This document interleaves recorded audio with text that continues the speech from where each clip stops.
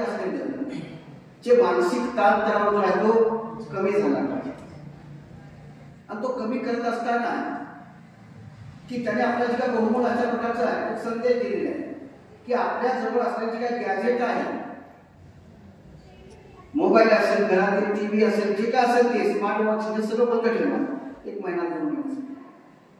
आणि आपलं संपूर्ण जे काय कॉन्स्टंटली की आपलं लक्ष की केंद्रित झालं म्हणजे आपल्या पाल्यात की आपण घरामध्ये की माता भगिनींना माझी विनंती आहे की आपण थोडा वेळ द्या आपल्या पाल्यासाठी की तो काय करतोय, त्याचा अभ्यास पूर्णपर्यंत झालेला नाही, तो वाचन करतो का, लेखन करतो का, चिंतन मनन करतो का, त्याचा थोडासा आढावा घ्या.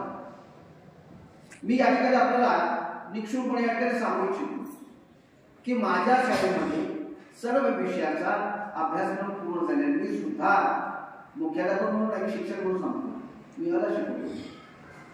आणि त्यामुळं यात्रा असेल किंवा अगोदर की आपण साधारणतः नोव्हेंबर अखेरपर्यंत एक टार्गेट असतं की जास्तीत जास्त सिलेबस हा नोव्हेंबरमध्ये पूर्ण झाला पाहिजे.